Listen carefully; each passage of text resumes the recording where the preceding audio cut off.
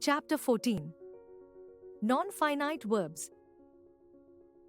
Let's learn non-finite verbs. A verb that is limited by the person and number of the subject in a sentence is called the finite verb. But a verb not limited by person and number in a sentence is called non-finite verb. Generally, a non-finite verb does not have any tense form. A non-finite verb does not tell us about the action done by the subject in a sentence. It may be used as a noun, an adverb, or an adjective. Non-finite verbs are of three kinds: infinitive, participle, gerund. Let's learn infinitive. An infinitive is a verb that acts independently as separate part of speech in a sentence. As explained, it has no influence of the subject of the sentence, and its form does not get changed by any change of tense, subject, or main verb in the sentence. It is usually formed by a base verb preceded by the word to. For example, to play, to talk, to hear, etc. An infinitive can be used as an object of a verb. For example, Hari likes to sing. A subject at the beginning of a sentence. For example, to walk on the mountains is my greatest pleasure. An adverb modifying a verb. For example, my parents are going to Agra to visit the Taj Mahal. An adjective modifying a noun. For example, she has the talent to win. Omission of infinitive. We usually put to before an infinitive verb. But, in some cases, we use the infinitive without to. An infinitive without to is called a bare infinitive. Some of the examples of infinitive in which the word to is omitted are given below. After modal auxiliary verbs like will, would, shall, should, can, could, may, might, could, must, etc. For example, she must go now. She can eat now. It might rain today.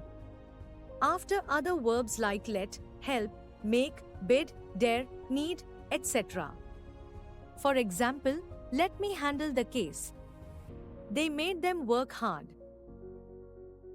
Remember, help or dare can be followed by an infinitive with or without to. For example, he helped me lift the box. Or, he helped me to lift the box. He dared do the stunt. Or, he dared to do the stunt. Let's learn participle. A participle is a word which is partly a verb and partly an adjective. There are two forms of participles: present participle and past participle. A present participle is the ing form of a verb. It indicates an action that is going on or is incomplete. For example, we talked to a farmer driving a bullock cart. Playing by the river, the boy suddenly fell down. A past participle usually ends in ed, d, t, en or n. It indicates an action or a state that is completed. For example, they found a box of cheese eaten by rats. Stopped by the police, the thief tried to maintain his innocence. Apart from present participle and past participle, there is also a perfect participle. It represents an action completed sometime in the past. For example, having arrived at the station, we breathed a sigh of relief. Having given the command, the general marched away. Remember, the past participle when used as an adjective is in the passive voice. The present participle when used as an adjective is in the active voice. For example, many of his paintings show the setting sun. Active. The torn sheet was flung aside. Passive. Use of participle to join sentences. We can combine two sentences using participles. The sentences are combined when both the sentences have the same subject.